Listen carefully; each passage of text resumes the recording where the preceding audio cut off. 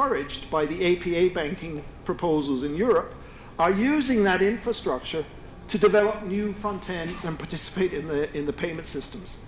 So if I look at some of the ones we have on here, we got MNOs. And in Saudi Arabia as well, your MNOs are looking at getting engaged in payments. It's an important extension of their relationships with their customers, especially the unbanked. If we look at, well, we got the wallets on there still, gateways, PSPs, you've heard presentations from them today that say we are actually proactive in getting engaged in selling the payment services to the users of them, more so perhaps than the traditional incumbents the banks have been in the past. So all these are looking to use what really is the open loop payment systems in the background to do the exchange of transactions. And I went the wrong way again. There we go. So, if we look at this, what is the summary? Well, cards provided a payment guarantee, and it provided it up front. The traditional ACH took time. There was no payment guarantee. But now, with same-day, instant, and immediate payments, they can either be processed through the RTGS, but there would probably be too much volume for that, or they do go through a new automated clearinghouse built on ISO 20022, which provides immediate clearing and enables funds to be available immediate or later. The important element here being that if the clearing message goes through and is accepted, you can make the funds available real time, even if you have deferred settlement. And for example, Faster Payments in the UK operates on 4 settlement windows, 6 hours delayed. But the banks give you direct access to the money because that transaction is confirmed and cannot be refuted. 3 cycles, so it's 8 hours. And then you have those that operate closed loop. And of course, a closed loop system, you have control of the funds. All you do is move them from one account to another, and they sit in the same pool anyway. So they can also do immediate payments. The issue about closed loop is that you have to recruit both customers to the transaction into your closed loop, as opposed to the open loop, where all you have to do is either recruit the merchant or the cardholder. And that tends to be, from our perspective, that is, it done, a more efficient business model. If we look at Faster Payments developments, there's about 30 worldwide that are being implemented now, or just have been implemented, which is the United States in 2017, and there's a list of the ones that are coming on. So the capabilities of doing an ACH payment with immediate settlement, which will challenge the card-based systems, is now really emerging around the world. One of the issues with ACH payments, which also needs to be addressed, is card payment systems over the last 60, 70 years have developed a very good consumer proposition. There's dispute rights, there's resolution processes, guarantees of service, non-delivery of goods. All this can be argued about. ACH payment have never had that need and haven't developed up any dispute resolution processes. So an example, which actually I gave in the discussion earlier today, some months ago, a lady in the UK was going to pay £10,000 to a service provider. She went through on her phone, said transfer money, click that account, 10,000, confirm, yes, you sure, yes, off it went. And then she went, oh, I pressed the one just below the one I wanted to send the money to. So she contacted her bank, and her bank said, according to this, you have approved, you've been challenged, you approved again, you instructed the transaction, we can put you in contact with the business you sent the money to, but that's all we can do. We can't get the money back for you. So she contacted the business. They've offered her to pay back her £10,000, £100 a month, right? So I think an ACH needs a much better consumer proposition and better consumer protection, which the card systems have developed up over 70 years, as I said. And they need to replicate that. So they need to build some more scheme rules around payments and build in some safety nets for the users. Okay, let's just see where I am in this, and then I'm not going, no, I should just about be on time. Now, the other thing that actually is happening now with these faster payment systems is they're built on ISO 20022, which has much more capability of capturing information around the transaction that ISO 8583 doesn't have, because at that time, information was real valuable.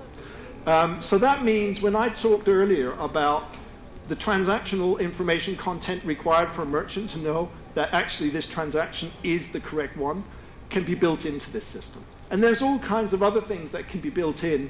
You can build in much better security features, such as biometrics and stuff that can be communicated. This is how we did it. This was the quality of the assurance, or whatever you want to put in there.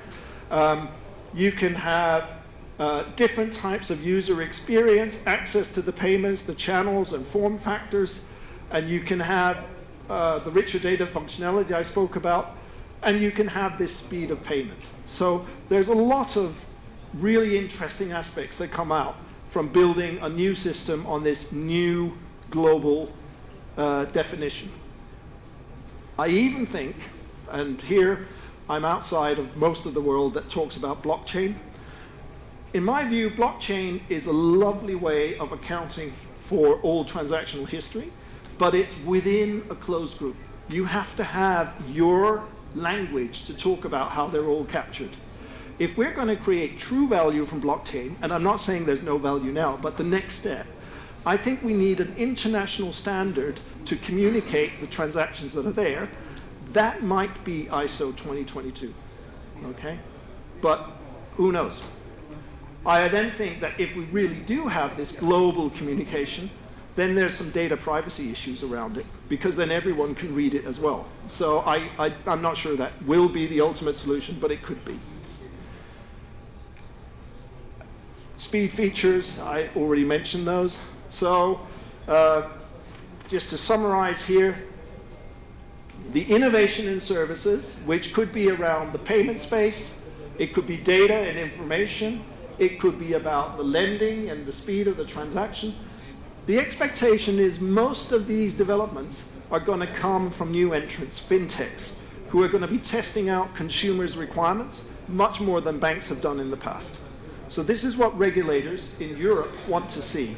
So they want the fintechs, startups, they want global tech companies like our friends Google to provide Facebook, to provide these types of things.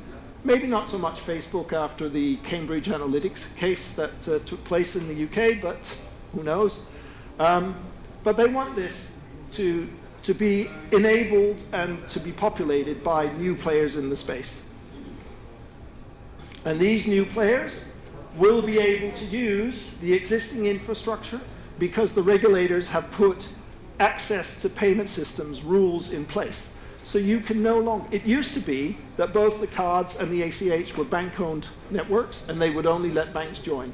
The regulators have now stipulated e-money license, PSP licenses that enable other new entrants to work on the same platform with equal access and equal pricing. So just to summarize,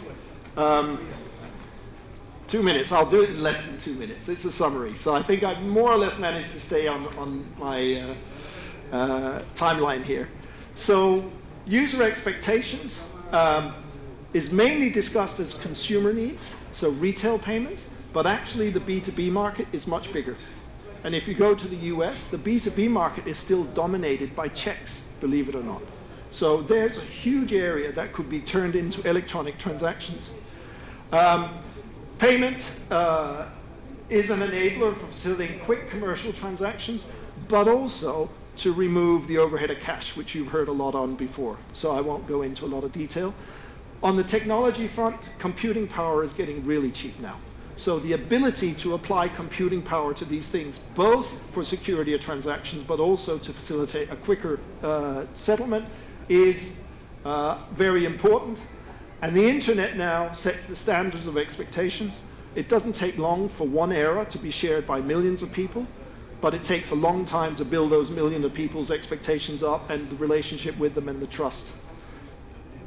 And finally, I'll return to the regulators, because they are very important in what we're seeing happening in Europe now and increasingly worldwide.